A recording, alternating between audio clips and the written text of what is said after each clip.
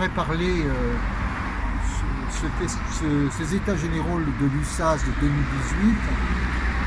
Le film que j'ai beaucoup aimé, c'est 68, où on perd les clous, où on parle de mai 68 grâce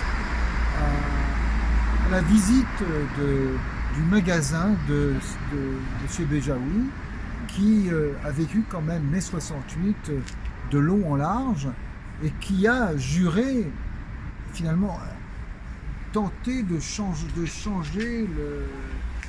le cours des événements, pour donner quelque chose de différent, une utopie. Il était marxiste-léniniste, il avait donc un magasin, il a ouvert un magasin de commerce alors qu'il jurait à l'époque de jamais, au grand jamais, rentrer dans le système. Et il est rentré dans le système puisqu'il a ouvert une quincaillerie.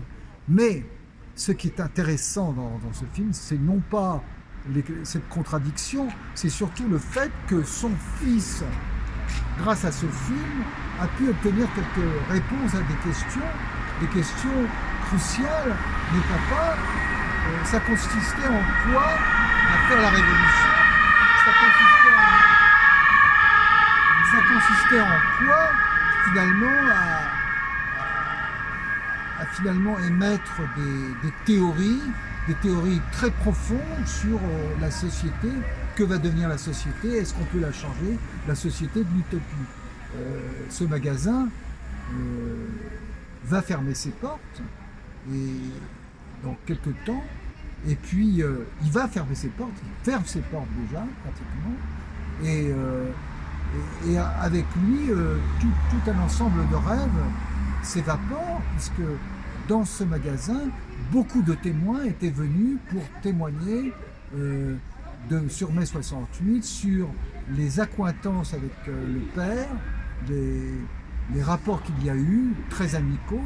Certains sont devenus médecins, certains n'ont rien fait, et beaucoup d'autres sont entrés tranquillement dans la société, cette société qu'il réprimait, pas qu'il réprimait, mais qu'il détestait. Alors qu'est-ce qu'ils disent les autres qui arrivent? Ils parlent aussi. Ils disent, oh, tu sais, on était ensemble, ah oui, mais entre ce qu'on dit et ce qu'on fait, c'est comme ça qu'ils parlent.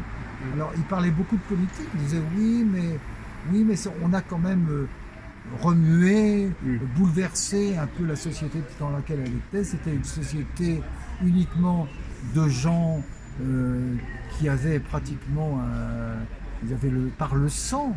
C'était presque un pouvoir politique par le sang, je ne sais plus comment on appelle ça, censitaire.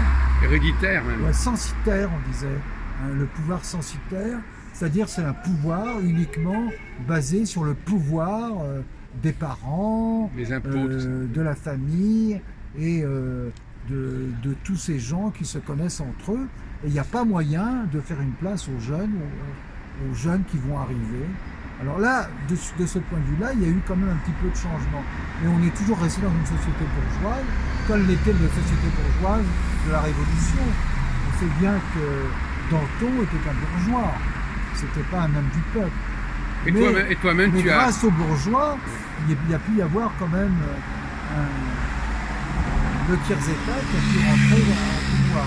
Bon ben voilà, je crois que et toi-même, est-ce que tu as des souvenirs de mai 68 que tu es un peu jeune à l'époque, tu avais 16 ans? J'avais 18 ans en mai 68, et pour moi à l'époque, je faisais partie du comité de liaison inter-enseignement technique. Je m'occupais du fait je disais que les hommes devaient apprendre à faire la cuisine comme les femmes. Il y avait quand même un pouvoir de changement des mœurs. Parce qu'on disait, voilà, les femmes ont des enfants et les mecs n'ont pas le droit. Les mecs, ils n'ont pas d'enfants, mais c'est eux qui commencent, c'est eux qui sont chefs de famille. N'oublions pas qu'à l'époque, les chefs de famille, c'était les hommes. Et que les hommes avaient le pouvoir sur les femmes. Les femmes, c'est la peine s'ils avaient un compte bancaire. Alors donc, les femmes n'avaient aucun pouvoir, c'est ça qu'il faut bien dire. Ça a changé juste après d'ailleurs. Ça a changé juste après, parce qu'avant, les femmes... Ouvrir un compte, il fallait l'autorisation du mari. Elles étaient vraiment verrouillées. Sauf une femme qui n'était pas mariée était plus libre qu'une femme mariée d'ailleurs. Voilà, les femmes mariées, il ne fallait pas non plus qu'elles trompent leur mari. Alors ce qui est aussi, la libération des mœurs, ça a été quelque chose d'important. Il y a eu beaucoup, Simone de Beauvoir et le manifeste des 250 salopes, etc. C'était la même époque. Oui, le MLF, c'est ça. Le MLF. Il y a eu le film d'Agnès Varda qui était beaucoup plus loin, l'une chante, l'autre pas, sur les femmes, mais les femmes avaient du mal quand même à se réveiller. S'il y a eu quand même la méthode Ackermann de l'avortement, qui était, je me souviens très bien qu'à Jussieu, il y a eu ça, pas à Jussieu mais à Sancier-d'Aubenton, il y avait des femmes qui tombaient dans les pommes quand on leur parlait de ça. C'est-à-dire que par aspiration, on pouvait avorter. Donc il y a eu beaucoup de changements, des changements qui sont très difficiles finalement à répertorier. D'abord parce qu'ils sont nombreux et parce que ça demanderait beaucoup de temps pour en parler. Mais mai 68, c'est aussi libération, c'est aussi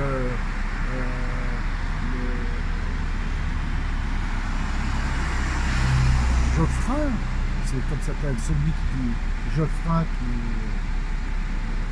dirigeait Libération. Non, oui, Laurent Geoffrin, oui. Laurent Geoffrin, qui ne dirigeait pas, c'était pas lui au début. Non. C'était, je ne sais plus... c'était le fameux machin, là, comment s'appelle-t-il Il y avait Cohn-Bendit, quand même, j'ai rencontré Cohn-Bendit.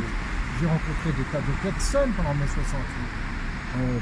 J'ai heurté Cohn-Bendit rue Gay-Lussac. Ouais. Alors donc mai 68, ça représente beaucoup pour moi. C'est vrai que quand les journalistes me demandaient qu'est-ce que vous espérez, et moi je disais oui, des locaux. Alors les locaux, c'est pas assez pour mai 68. Mais c'est surtout une libération des mœurs. Voilà. Toi, tu pourrais peut-être faire aussi un film sur mai 68 après tout. Certainement. Sur le modèle de ce que tu as vu, tu pourrais inventer un film. Certainement, on pourrait le faire ensemble. Jacques, avec quel âge j'avais 2 ans de plus, 3 ans de plus. Voilà.